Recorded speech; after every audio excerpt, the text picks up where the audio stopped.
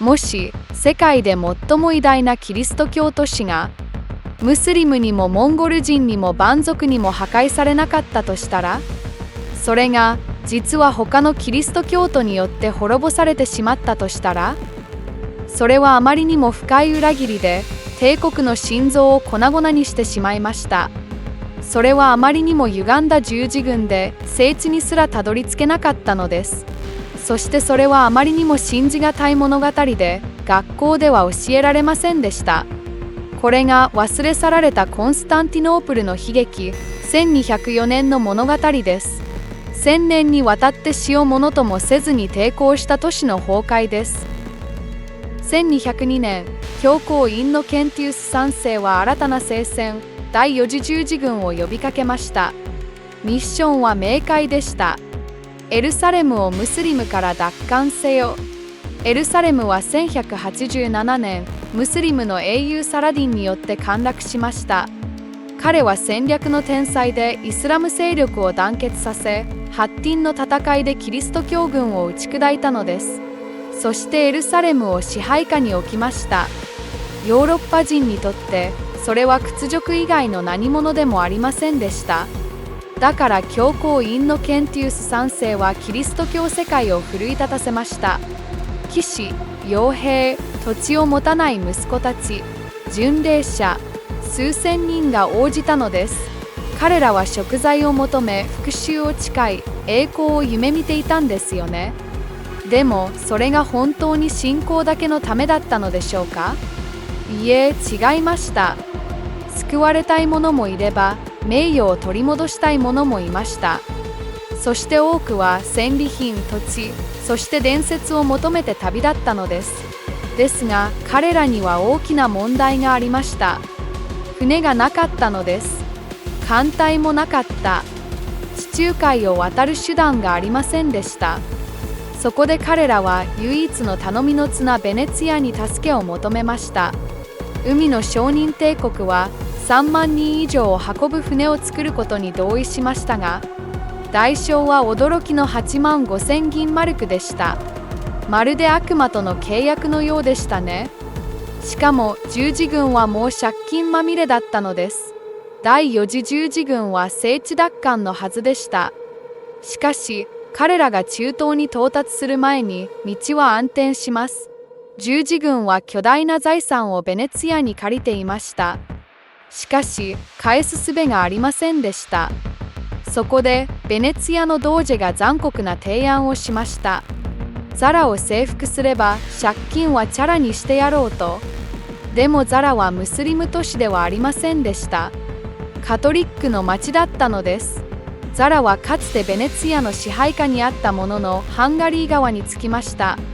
ベネツィアにとって裏切り者、アドリア海の安全を揺るがす敵とみなされたのです。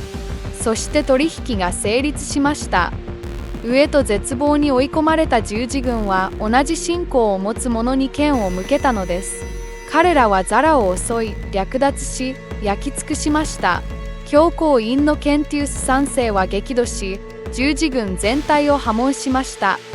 ですが十字軍はもう止まらなかったのです。彼らは飢え、破産し、血で染まっていたのだから。そしてここにある謎の人物が姿を現します。彼はビザンツ帝国の正当な継承者を名乗った若者でした。そして彼と共に新しい標的が現れたのです。それはより大きな獲物、コンスタンティノープルでした。権力には代償がつきものですね。アレクシオス4世アンゲロスは廃位された皇帝の息子として戻ってきました。ただし、その栄光は十字軍の支えによるものだったのです。そして今、彼らは約束の支払いを要求していました。彼が約束したのは、20万銀マルク補給物資、1万人の傭兵、そして正教会とローマ教会の統合さえでした。その約束を果たすため、アレクシオス4世は想像を超える手段に出ました。重税をかけ、教会の財産を没収し、神聖な製造や聖具を溶かして銀を作ったのです。それはビザンツの霊魂そのものでした。民衆の怒りで町は炎に包まれました。暴動が起き、ラテン人、西洋人への憎悪が爆発したのです。アレクシオス4世はもはや皇帝ではありません。民衆は彼を裏切り者とみなしました。そして陰で刺客が動いたのです。1204年1月、アレクシオス5世ドゥーカスがクーデターで権力を握りました。アレクシオス4世は投獄され、数日後に絞首刑にされたのです。国庫は空っぽになってしまいました。アレクシオス5世はただの操り人形ではありませんでした。彼はビザンツを守るために立ち上がったのです。十字軍への支払いを拒否し、城門を閉ざし交渉を断絶し、堅固な防御壁を築きました。そしてラテン人を嘘つき、泥棒、異教と呼ばわりしたのです。十字軍は愕然としました。彼らはアレクシオス4世を皇帝に据えるために命を懸けておののいました。しかし、そのアレクシオス4世はもうこの世にいません。そして彼らは報酬もなく歓迎もされず、残されたのは時間だけだったのです。彼らには選択肢が残されました。敗北して名誉を汚し、無一文で帰るか、それとも力ずくでこの都市を奪うかでした。こうして聖地奪還を掲げた第4次十字軍は、世界で最も偉大なキリスト教都市に向かって進み始めたのです。彼らは巡礼者として入っていったのではありませんでした。解放者として入っていったのでもありません。そこにいたのは捕食者でした。女王の都は燃え盛る運命だったのです。13世紀初頭、コンスタンティノープルはまさに世界の脅威でした。輝く宮殿、大理石の道、古代の遺物、太陽にきらめく黄金のモザイク。800年以上もの間、東ローマ・ビザンツ帝国の首都として君臨していました。人々はギリシャ語を話し、正教を信仰し、皇帝を神の選ばれし守護者と信じていたのです。知識、貿易、神聖さが交差する都市であり、歴史上最も多くの包囲戦を耐え抜いた都市でした。しかし、その壮麗な幕は今、静かに折りかけていたのです。1204年4月12日、十字軍が襲いかかりました。伝説の城壁を前に、内部の混乱と裏切りが功を奏したのです。城門が開かれ、ついに彼らは侵入しました。そしてその結果として訪れたのは、3日間にわたる狂気の破壊行為でした。